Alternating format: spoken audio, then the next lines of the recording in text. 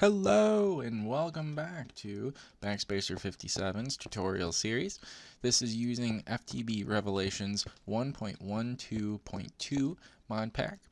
It's an excellent mod pack, highly recommend it out there. I'm going to be doing a little bit of a Let's Play series, a little bit of kind of creative walkthrough series, of just kind of showing how you can use all this stuff in the real world. Still thinking through on that one totally, but what I wanted to do to you is bring to you part 2 of Tinker's Construct. And I mean part 2 in that we're going to kind of take all of this Tinker's materials and we're going to automate it all together. And we're going to show you just a few things that you can do in a span of, I am planning on about 10 minutes or so, and I'll see if I can hit that mark. I'll make sure that I'll keep very close track of that. And we're going to take you through just 10 minutes of just kind of various examples and projects that you can show of what the capabilities of Tinker's Construct are. So I'm going to get ahead and get building a little bit. I'm going to show you the first example, and I'll be back in just a second. Alright, so we're back. And this isn't really much of any kind of building, so I just kind of wanted to take you through the whole creative process here. But I want to take away some of the monotonous building steps that you might have. So now, presumably, when you're doing a Tinker's automation, you've probably found a source of lava, and it's probably not going to be in a giant Tinker's tank. And it's probably also not going to be in a sewerage tank. And so until you really get a handle on it, you're probably going to do it the old-fashioned way by grabbing a lava bucket, running up wherever you got it from, throwing it in your smeltery, and then going back down and getting more lava.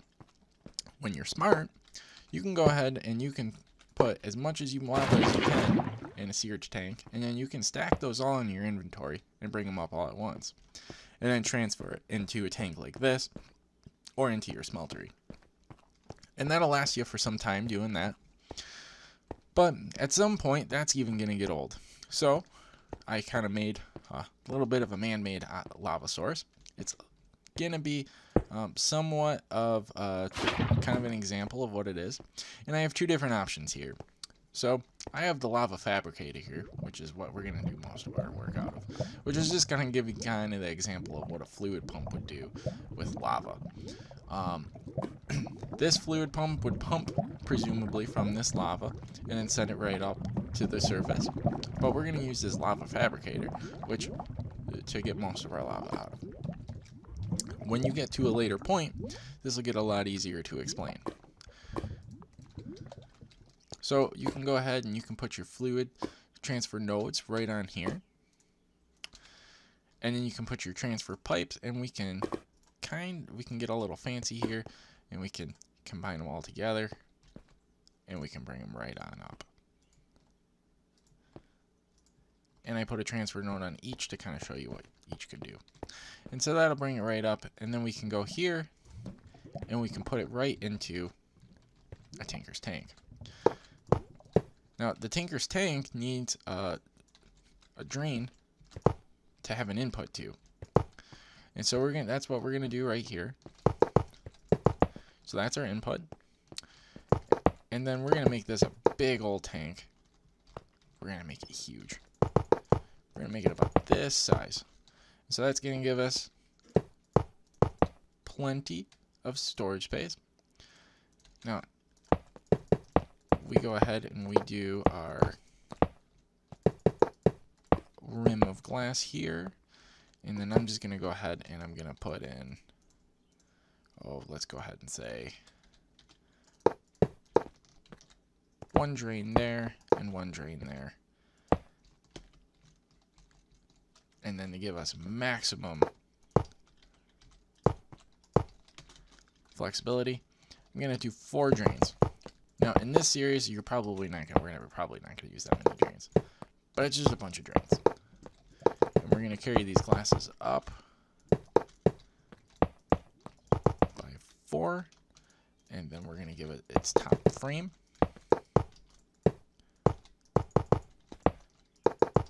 And we'll be a little fancy. And that will give us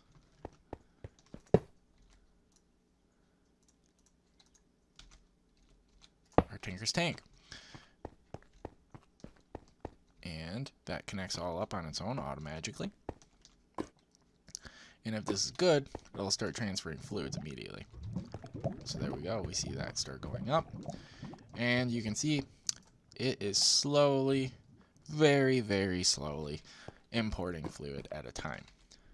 So now to speed this up, we can throw an upgrade in. And this is really just a redstone upgrade. So we can grab up to 4 of these at a time. And I don't need a lot of this stuff, so I'm just going to go ahead and whack those guys in. And whack those guys in. And you'll see this just speed up real fast. And that'll speed up by like a factor of 4. And you can start seeing it really pump up. So now, the seared furnace doesn't make a lot of sense when you're smelting, when you're thinking of using tinkers primarily as a smelter for, really bricks and stuff. But it does make a lot of sense when you start to think of the smeltery as just one of your options. Because the seared furnace gives you a little bit of a flexibility in terms of application. So we can go ahead here and we can build out a transfer system right into that tank. And you know what? We're going to do this by casting channel, just to kind of show you the potential here. And just because I'm picky, casting channel.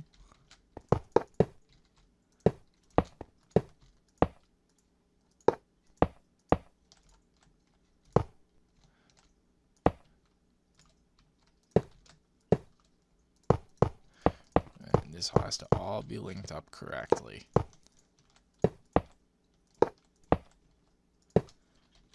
Or else it's not going to work. Let's see. All right, here we go. And so we can go ahead and that really just automatically starts filling up our lava tank. Now, that pretty much automates, the acquisition of lava from our lava pit. It brings it all the way up into the storage tank, so we can store literally as much lava as we want. And there's currently 500 buckets in there, or that's the capacity, 500 buckets. There's currently 39 buckets in there, so that's quite a bit. That's more than we would be able to carry ever. And then it fills our 4 bucket seared tank up. And what we can then do is we can grab some. We can grab. We can grab a whole bunch of flour. Say, because flour can be used to make bread. And we can go ahead and we can smelt that up. And you'll see it'll smelt over time. And as this starts to dry up, it means that our seared tank is really full. So now if we don't have enough transfer nodes to really do this, we can go ahead and we can automate this ourselves using redstone. And redstone can be applied to this in a variety of ways. So by putting a torch next to it, it'll try and continuously use it. And so there we go. It'll fill it right there. Or you can automate that with a redstone clock, and it'll immediately go on and off, on and off, on and off, until this is full. I recommend doing it just by throwing a redstone torch right there. It makes it really easy. And if you have an abundance of seared bricks and you don't have enough transfer pipes, this is an excellent way to transfer fluids between your stuff. Now I'm going to go ahead, I'm going to cut, and I'm going to build out a little bit of a smeltery here. And I'm going to show you the different applications that we can use for a smeltery.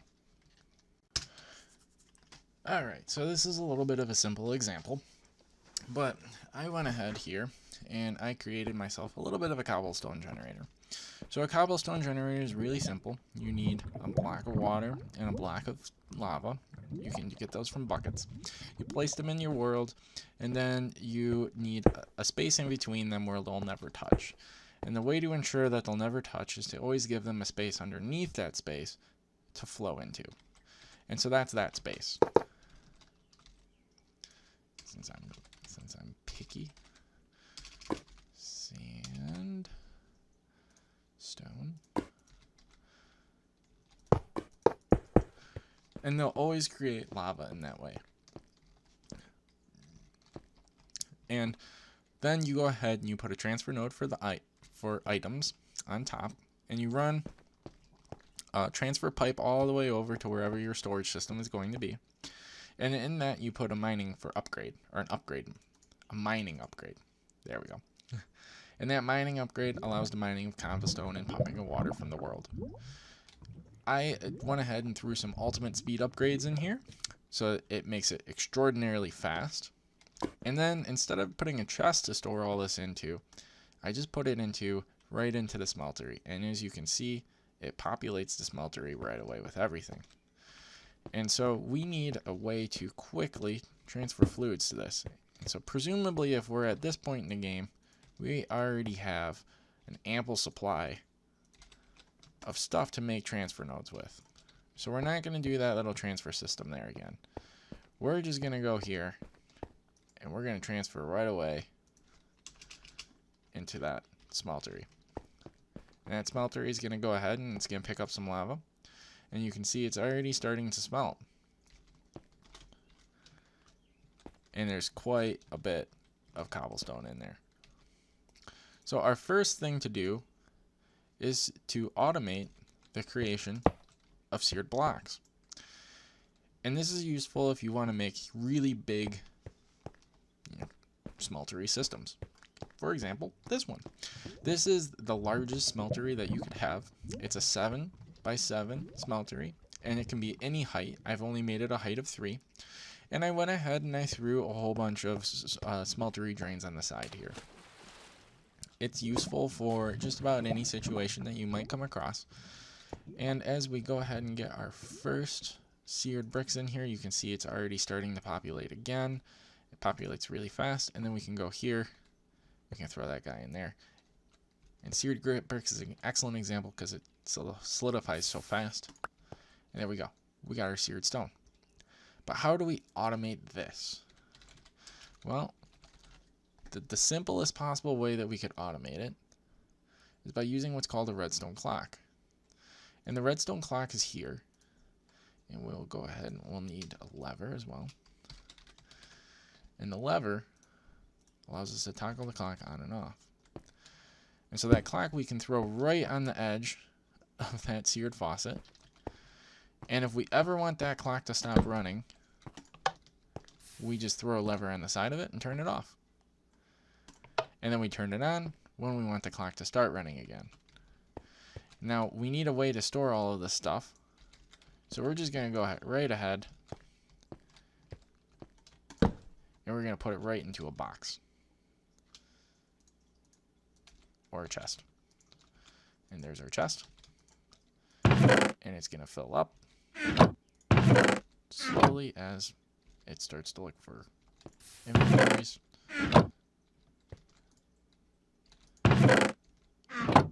If it ever finds it.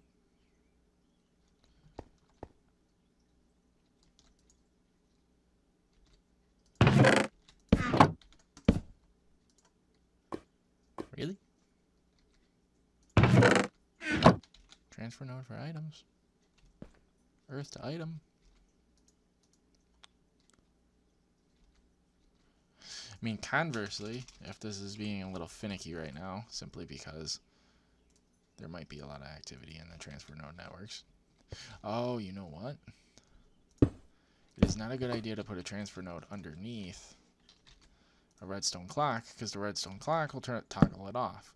And if the redstone clock toggles it off, then you might as well not have a transfer node. And there you go. That was the reason why. You can also put a hopper underneath. Say you're not quite at that point where you have a network of transfer nodes. You can put a hopper underneath this guy here. You can put your chest there, and you can link your hopper right to it. And your hopper will eventually pull and input right into that chest right there. So that's kind of how you automate your smeltery at first, is with this redstone clock and either a hopper or a transfer node, but it's not really effective to keep that going long term. Oh, also side note, you can throw a hopper in and you can put your items into the right into the smeltery. It's only getting a bunch of stuff in it because it's connected to the transfer network. The next easiest way to automate a smeltery is if you just dump stuff in here. So if you were to dump stuff in here, you would eventually reach a point where you would find that all of your items would just automatically populate your smeltery. So that's actually a really simple way of automating a smeltery, and I can show you kind of an easy way to do that. So if you go from 1, 2, 3, 4, 5, 6, 7, 8, and you make a channel. Let's see, we got a channel right here.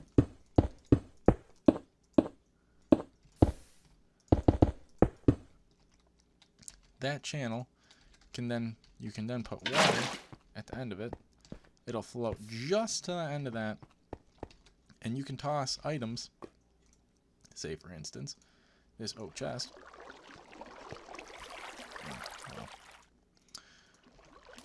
there we go.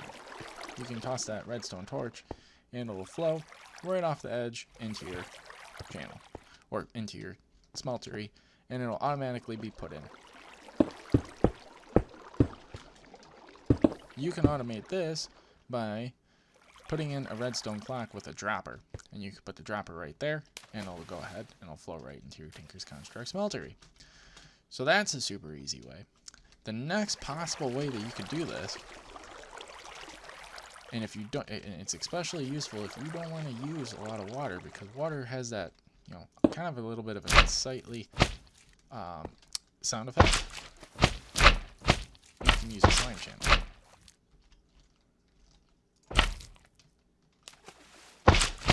Slime channel will move any entity right along the way and into the smeltery. So now this is particularly useful if you're trying to automate things going into your smeltery that may or may not be immobile entities. A great example of this would be if you were trying to put NPCs or non-playable characters into your smeltery, like villagers.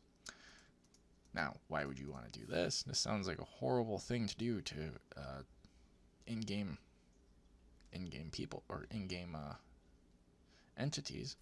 And the response to this one is, if we break that so that doesn't do that thing anymore. So then that'll all kind of process on its own. And you can see that it's probably whatever, whoops.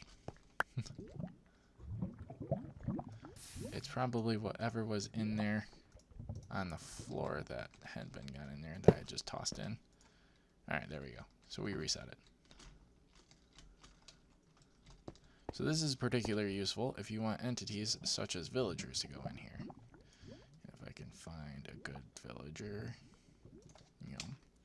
I can just go ahead and type it in. That would be the easiest way to do it. Or not.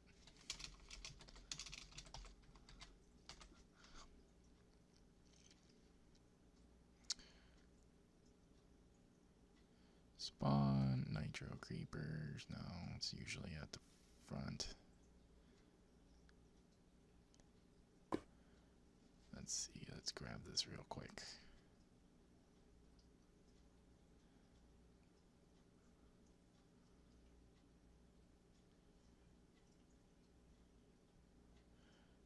Quarks, pirate, zombie villager, zombie horse, wolf, wither skeleton, witch. Wait, I just saw it. Villager. Here we go. Alright. Without further ado. So we throw this guy in there. And if he doesn't, if he's cooperative, he goes right in.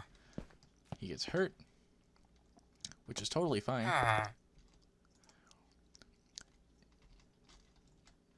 And then, well, of course, we'll need something in there to harm him further.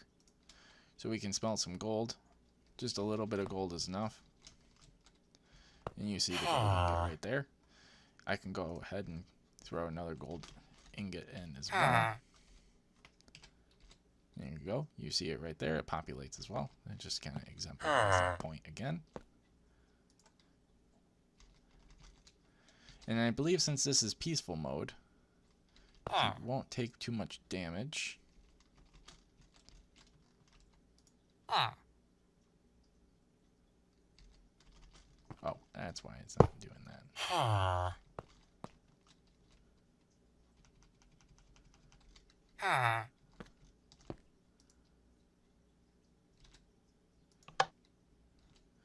We can turn that off real quick.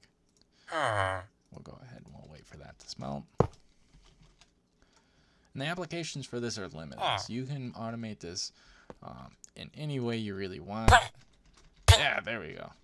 Alright, so now that there's actually fluid in here and it's not exiting, he's going to take some damage. And you see that green stuff? That is emerald. And so you can automate your production of emerald if you have a villager farm up here and it just kind of spills villagers right down into your smeltery. And you can make emerald as fast as you can make it. Now there's some other applications here. If we go ahead and we want to store liquids in drums, and now this is something that some other Minecrafters might have popularly shown, but I believe that it's an underrated thing that not a lot of people get to see. You can go ahead and you can connect your casting channel up to a drum, and you can go ahead and you can put your liquid right into a drum, and it'll give you gold liquid, and it gives you a stone drum gives you storage up to 16,000, whatever that value is, probably millibuckets. You can also go and it'll exclusively store only that liquid, so it's useful if you don't want to mix your liquids and alloy. Alloying can be very difficult to work with because it can be a little unpredictable at times. Conversely, if you don't have the ability to produce drums, you could throw it all into a tinker's tank like that. Now, a tinker's tank will alloy materials, but it can store as many materials as it can handle. So it can store many, many different types of materials like a smeltery could. So you can mix and match. You can store iron and copper. You can store iron and bronze. You can store whatever you want. As long as there's no recipe for it to alloy together, it'll store without a problem. Now, if you wanted to go from here and you wanted to make a casting table or a casting basin,